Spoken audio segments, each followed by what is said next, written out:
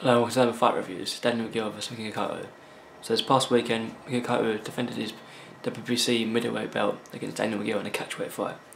Going into the fight, I did think Miguel Cotto had a significant advantage in the fight. He was better skilled, fought a better opponents throughout his career, and was just generally a better boxer.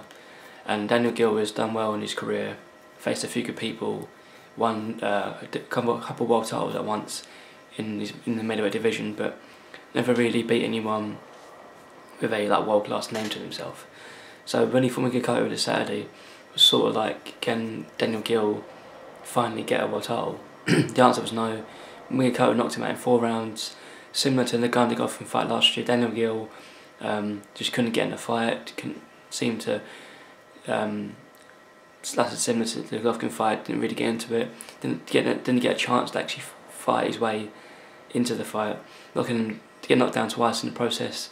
There's one thing I didn't like about it. Dainel Geale quit after the second knockdown. I don't like seeing that because you want fighters to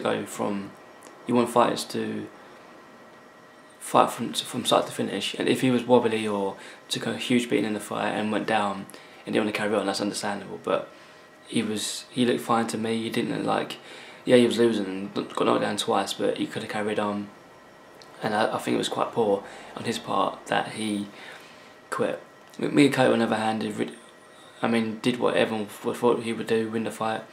I'm still not convinced about him at middleweight. I don't think he's a true middleweight, and I do think he will have to fight Canelo Alvarez or Golovkin soon, and I think he'll be exposed at middleweight, as I don't think he can carry the weight properly. Hence the catchweight fight. Catchweights are sort of like yes and no. People are okay with it, some people are not. Which is really poor because Miguel Cotto is a world champion, and yeah, he did a catchweight fight and it's his rules. But I do think a champion shouldn't need to do a catchweight fight if he's good enough to carry the weight and in that weight class. But nonetheless, he got the win. And I do think Miguel Cotto needs to step up his competition, because his last couple of fights, 3 fights, he's fought Devin Rodriguez, Sergio Martinez, who was really injured, he had dodgy knees, and now Dainel Geale. They're okay opponents. Of course, Sergio Martinez was good maybe a couple of years ago in his prime, probably knocking out people and beating really good people. But now when he got to Miguel Cotto last year, he was shot and he was far too old. Dainel Geale, I said, is a good fighter, but never really beat anyone with a world-class name to it. And Devin Rodriguez, I didn't know much about him beforehand, and people call him an ESPN fighter. I can't really agree with that or disagree with it, because I've never seen him fight properly, so I can't give him that sort of tagline or tag name.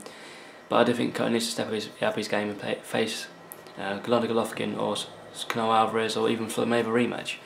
I wouldn't be massively excited for that fight, as Mayweather did do a normal job in him the Mayweather way, but Cotto did well in that fight back in 2012 at light middleweight. But I still think that would be a catchweight fight, as somehow Mayweather would probably use his power to get a catchweight and maybe weaken Cotto in some area, but who knows, time will tell. This has been my Miguel Cotto Dainel Geale fight review. Hope you enjoyed it, and see you next video.